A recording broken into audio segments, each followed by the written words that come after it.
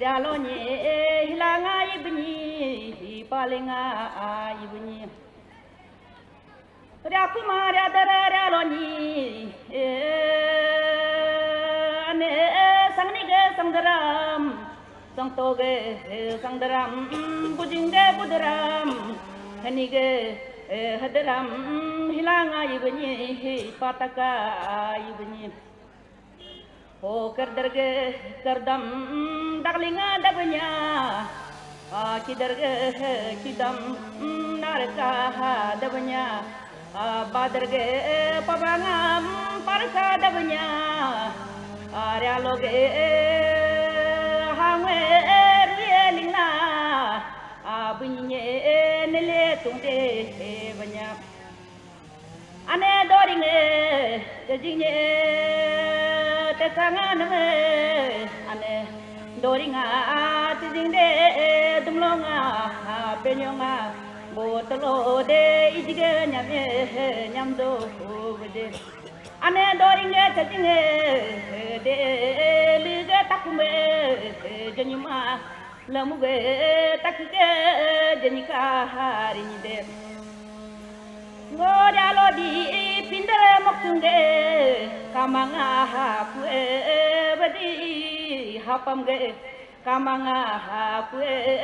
dojige teri donyage ralaka hapue badi tungrunge punglongku badi lemge yanlongku badi na naige damunku badi naryoge damako badi bunyiga jeze nyambe nyamlinga rikunye ryalodi himpa amwe kunme ryaloge himpa lude priye lakulanya hingamge lakute brionga lakulanya ryalo ngara didi hinde taba tukula morio bodong kona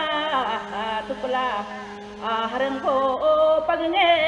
ya chago tumpaka tukulanya ryalo di tie okte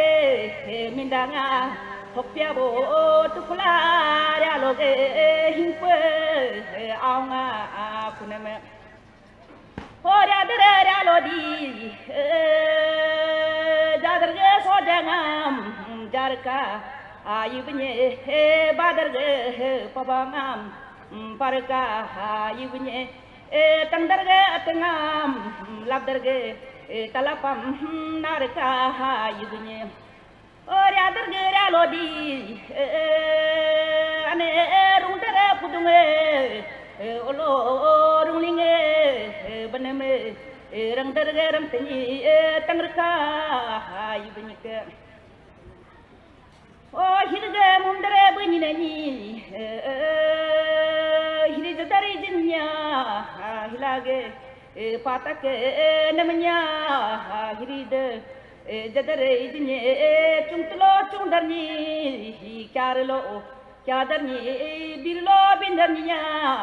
hilanga kokulo kodarni hilanga pataka ayubni Chungtlo chungdani bunyiga bangdara marbangbe pikwe rikula kyarge kyadarni bunyiga bangnibe bingdulo bingdarni bunyiga laringa dungjobe pikwe rikula sulge allo lomani bunyiga dungdara mudumbe pukke rikula hirge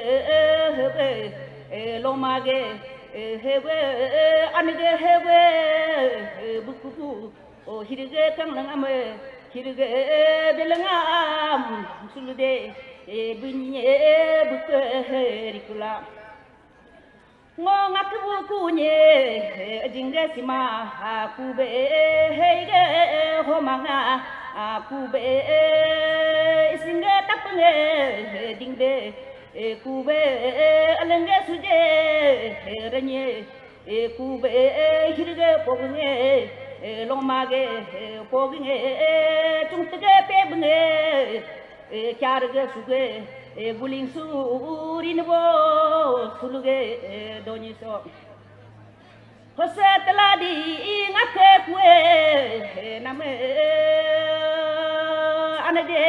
ring tiga anbe himge nyoring ame kajerin la anade bung tiga anbe langjige nyoring am kaje kutge anbe kadanga anbe babje nyoringam babrage nyoringam kajibu horinala anadi tama langnige anbe tangoge nyoringam kajibu horinala mudge gepuge anbe jaginge nyoringam butige nyoringam kajibu horinala ngakbu kwa anade tumbe goge anbe sankige nyoringam laluge nyoringam kajugo horinal anadi name tadonga talobe nyule minjotla taye tayer be bane yogotla ananam dachonga tla dachoge lakongam kadapane mala ngakwo o kwalo sulude hamunga idiam huge idiam atiga tadanye janige yaptungam aryoge tainye jage yaptungam hirge kanglangam hirge belangam